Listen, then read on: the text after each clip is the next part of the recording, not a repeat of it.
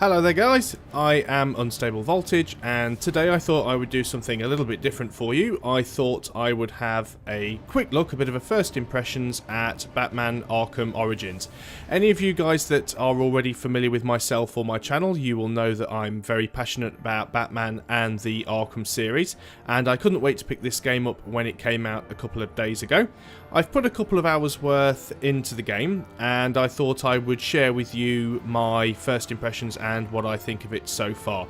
I'm going to try and avoid showing anything spoilery. It is an open world game, so I'm going to be spending most of it just sort of going around basically beating people up, and I do have some notes to refer to as I go through, so I will be kind of referring to that. So as you can see, I'm 6% through. Not played very much at all. I have gone through the sort of tutorial first mission, which is a little bit linear, but it's just designed to really show you what you're supposed to be doing. Just have a quick look at the options. It's quite nicely done.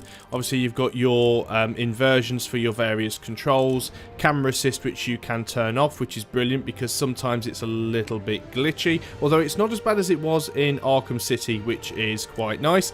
You can turn hints on and off and vibration, all that good stuff there. The graphics options are also quite nice. You have got anti-aliasing, various different modes for that, depending on which version of DirectX that you're using. A lot of different detail settings. You can turn the motion blur off, which I would recommend because it does hinder performance and it doesn't look all that brilliant. Depth of field you can turn off. You've got lens flare distortion, light shafts. It's actually quite well done. It does have hardware accelerated physics, which really is for NVIDIA cards. That has been reported to be a little bit buggy at the moment, but that is something else I will go into as I go along.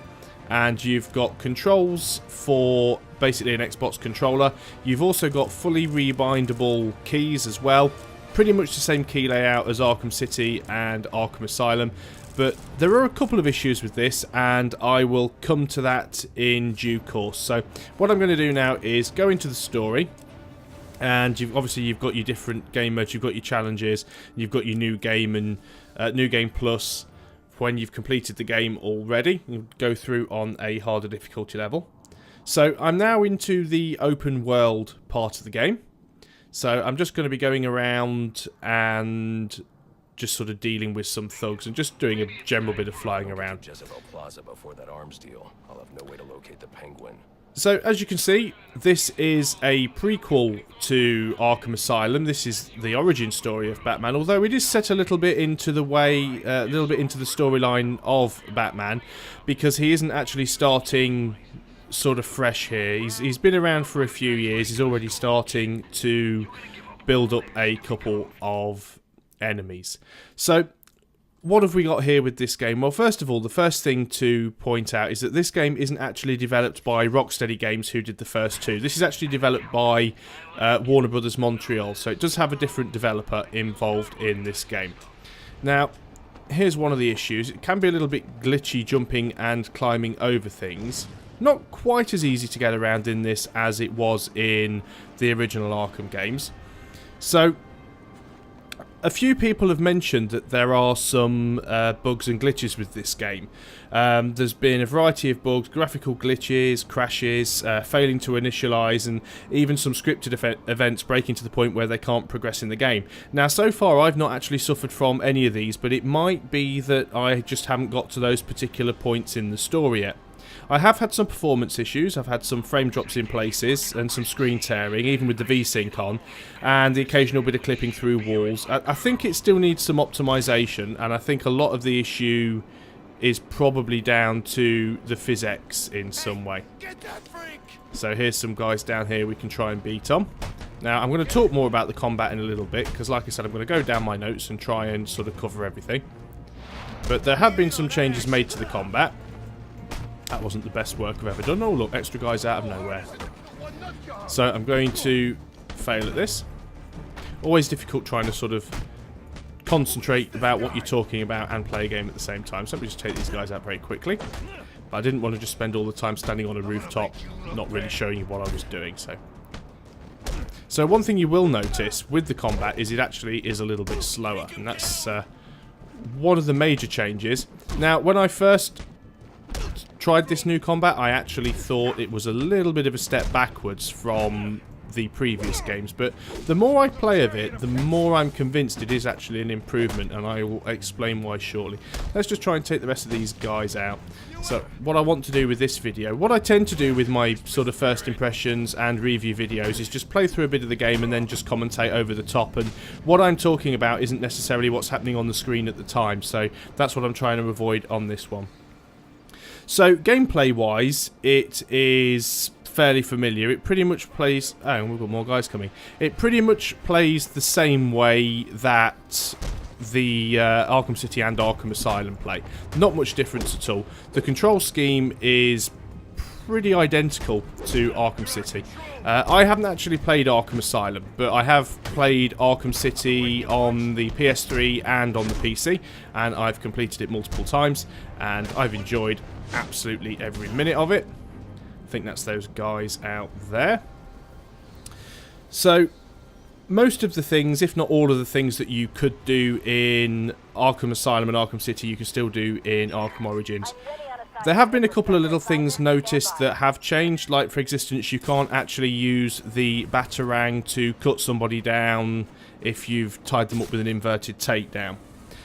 So, you've also got these other things, which is a kind of a new addition to the game. I suppose there were side missions similar to this in Arkham City, but you've got these crime in progress little side quests that go on here, where basically every now and then you're wandering around the city and you'll get a warning that there's something going on, and you will have an arrow pointing to it, and you can basically just go out and try and find it.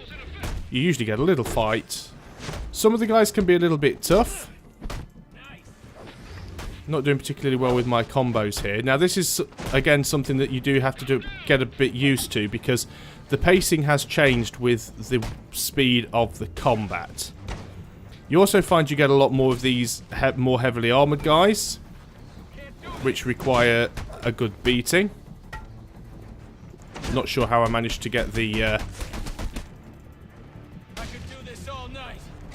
combo counter in there. But that should be those out. I gotta get out of this damn city. So there we go. So it's still very open world. You've also got all of the collectibles and the Riddler secrets, like you did have in the previous game. Except this time there's a little bit more story to it about why those things are there and why you need to collect them and why you need to destroy them. And that is something that City was missing a little bit. It tended to be very much a case of the Riddler's left all these things lying around, you have to go and collect them, and apart from rescuing the hostages, there wasn't really a point to that. So in this game they've kind of written it into the story a bit better, which is quite nice. So like I said, the combat system, which we've just been doing a little bit there, the combat system has been reworked, and one of the things that you will notice with it is that it does look and seem a lot slower.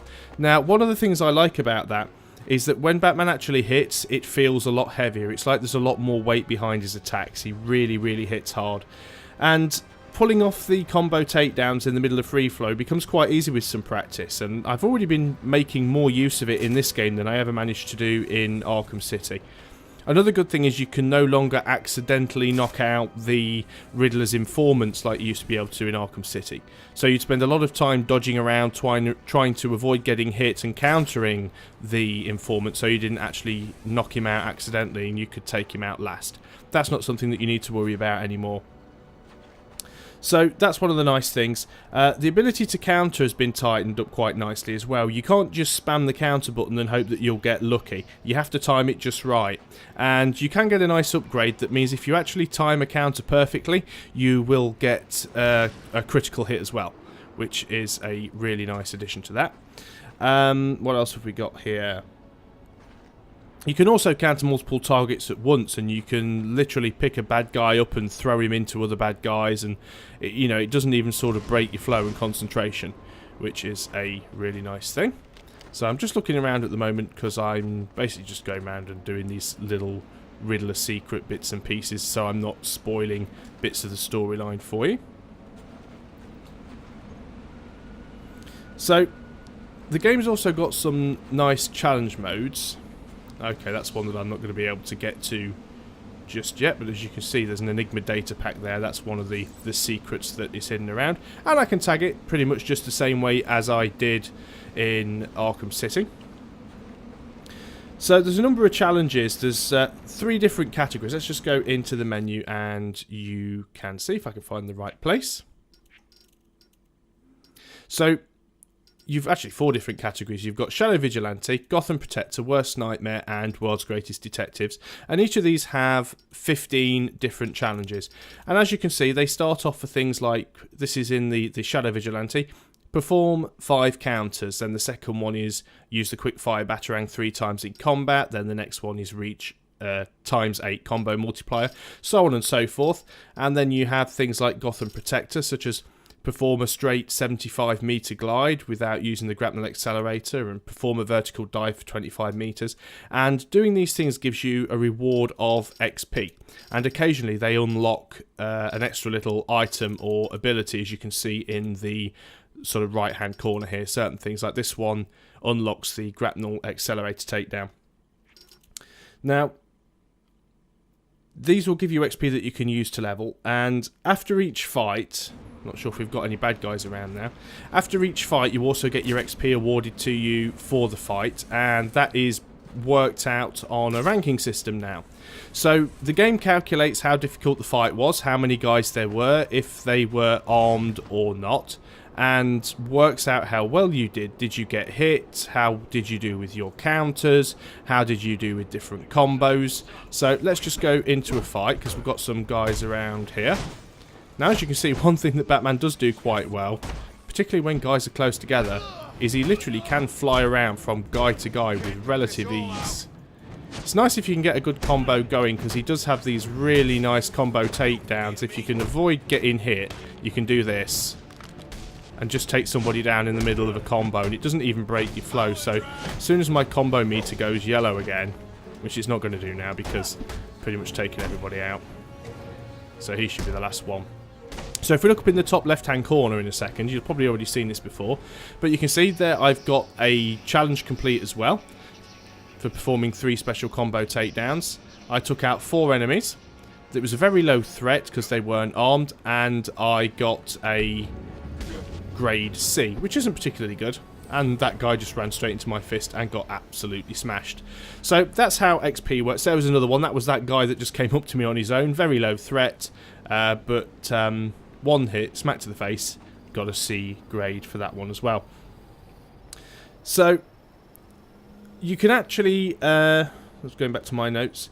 You've got a number of challenges as well, which are like training exercises that you can do from the Batcave. There's also challenge maps like you had in Arkham City and Arkham Asylum, where you can actually play bits from the game and you're given very specific challenges on a very specific map. Oh, I found some more guys up here. I am finding the combat more and more fun. I'm starting to get used to the pace, because it is quite different from Arkham City. And timing the counters just right, like that one there, I completely messed that one up. You can't just spam away and hope that you're going to get a counter in. Again, I pressed that one too early and I paid the price for it. So you really do have to get the timing right. Again, that was another one that I pressed too early, and that one I left it too late. So before, you could literally just click, click, click, click, and eventually you'd counter something. You can't do it like this. You've really got to be careful with what you're doing. So I messed everything up a little bit there. Let's just take this last guy out. So I've probably got a fairly low grading for that one because it was a very easy fight and I messed it up and things went quite wrong. So leveling up is pretty much the same as it was in Arkham City and Arkham Asylum before it. So I'm just going to ignore that crime in progress, but if I just hit tab, and let's go and have a look at the upgrades. So this first thing here, Core Controls Reference, this basically just gives you a list of all the different moves and abilities you have, which you'll probably notice is pretty much exactly the same as it was in the first 2 games. And then we have 3 upgrade trees. We've got Close Combat upgrades, which is basically melee fighting. your stealth upgrades and your gadget upgrades. Now, you had those three categories in Arkham City, but what they've done now is they've actually made it so it's more of a tree. So you have certain abilities which you have to unlock in order to get the ones higher up. You can't just pick from a list and decide, oh, I think I'll have this one and think I'll have that one. Some of them are also greyed out, which means to get them you actually either have to play through the story, some of them are also unlocked by doing various side quests, and some of them are unlocked by doing those challenges that I mentioned earlier. Now, originally I didn't particularly like this because I always liked how Arkham City let you spend your points where you wanted, but that did rely on you to a certain degree having a bit of knowledge about the game, knowing what was coming up so you could make sure you didn't waste your points in the wrong thing. A good example in Arkham City was you didn't really face many guys with guns until late on in the game, and the majority of the early game was spent in melee combat, but you could really easily spend all of your early level up points in ballistics armor, which means that you really sucked when you got into fights, but you never met anyone with guns, so it was all worthless. You can still spend your points early on here in ballistics armor, but you do meet guys with guns early on, so that does actually make a certain amount of sense. While we're on to the gadgets, so far most of the gadgets from the original games seem to be in here. Now, I'm not sure if anything has been specifically added or taken away. All of the general stuff that you normally start with is in here, like the... what have we got there? We've got the cryptographic sequences in there, the remote control batarang, the normal batarang, we've got the back claw, the explosive gel, and we've also got the smoke pellets as well, so they're in there. So I'm guessing, you see, here's one of those instances where it's not actually letting me walk off the end of the building, which is one of the things that can be a little bit glitchy. I'm also guessing that the Victor freeze gun, or whatever it was called, is in there, the freeze bomb, because I did see one of those Riddler secrets earlier behind a vent, and that's how you used to get past them in Arkham City, by using that particular gadget. So it looks like all or most of the gadgets from Arkham City have been included. I'm not sure how many new ones have been added. I know there's at least one, which is a back claw that can be used to attach two enemies or two objects together, so you can actually fire it at one target and then fire it at a second target, and it will pull those two things together. Really good way for tying two enemies together. I still can't dodge people with blades because I always sucked at doing that, and it was one of those things. So I do actually love the fighting on this game. I wasn't sold on it initially, and I thought it just felt too slow, but you really do get a sense of Batman being a lot more brutal here and actually hitting hard. He's not quite as athletic as he is in Arkham City and Arkham Asylum, but he really does a good job of sorting out the bad guys. This city's a complete mess. How are we ever gonna clean it up? Ah, is he just a victim? Yeah, he's just a victim. So let's get some altitude. So the other thing the game has as well, which is quite nice, if we look at the map, is there is a fast travel system, which are these little Batwing drop points here. So you can fast travel around to the different areas of the game. But some of them, or most of them actually at the beginning of the game, start off and they're actually locked. You can't travel to them. And what you have to do is you have to go around to these comm towers and basically hack them in order to be able to drop near them. So it's very similar to games like Far Cry 3, where you have to go around and sort of liberate all of the camps before you can use the fast travel system. Looking at the map, from what I can tell, I mean, obviously I've not played that far through the game. We've got the Batcave here, and there isn't much around. If we look at the top of the map, you'll notice this is very familiar, because this is essentially Arkham City.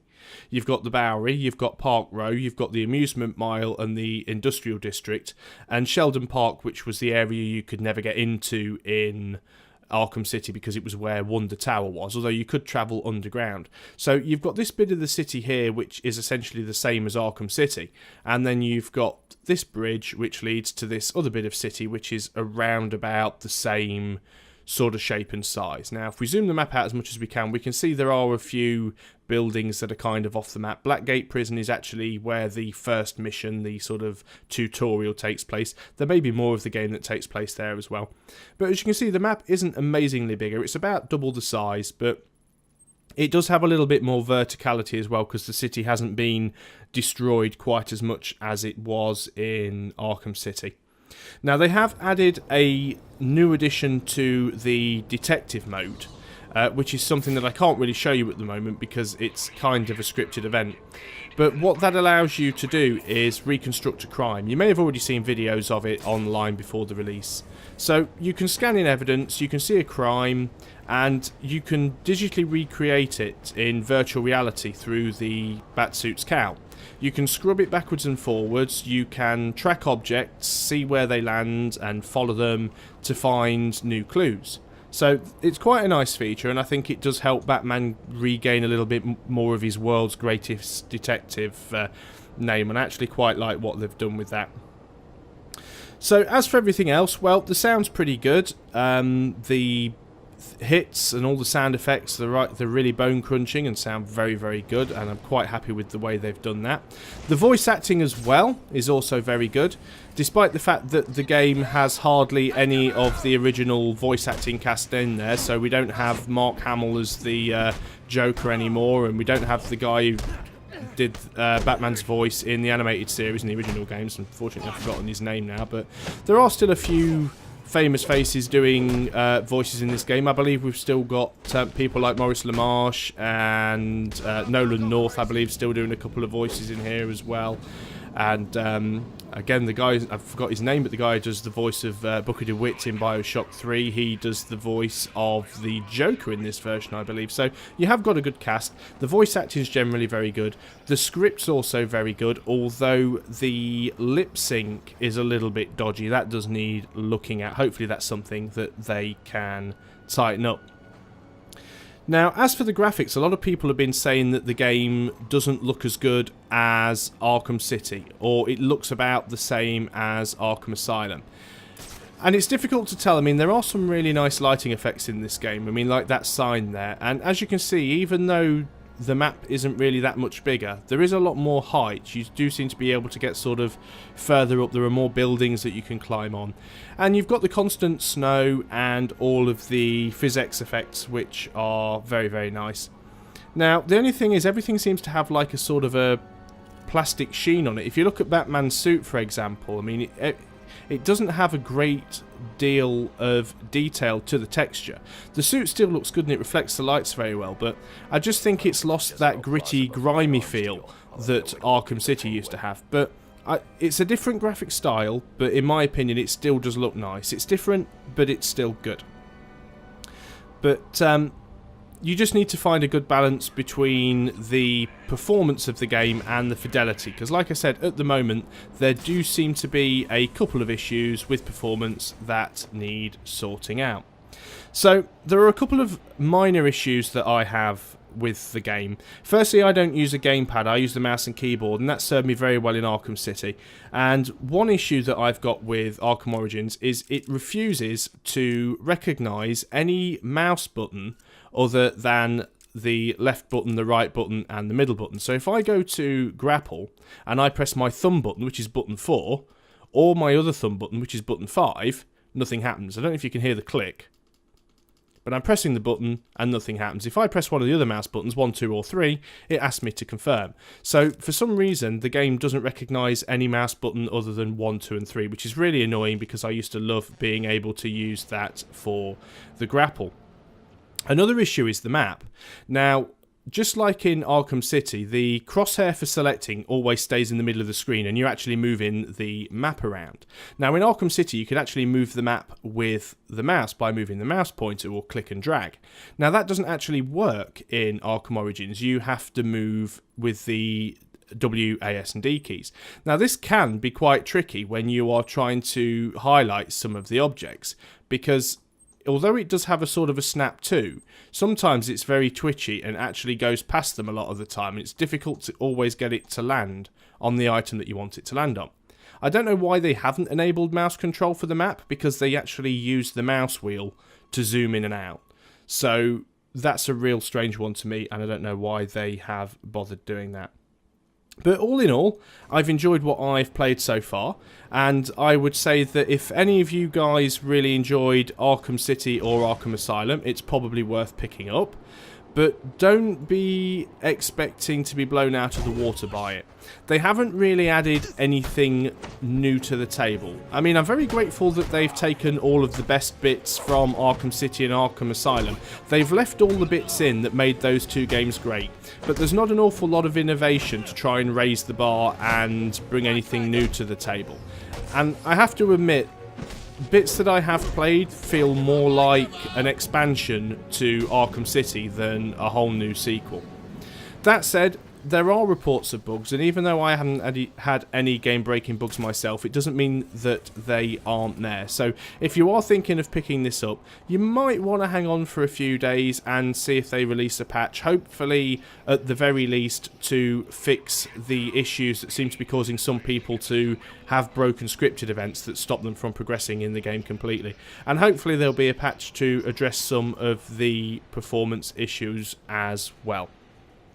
But apart from that, I think my personal opinion is so far it's been a very enjoyable game, and if you liked Arkham Asylum, particularly Arkham City, I can't see any reason why you wouldn't enjoy this game as well, so it's worth checking out.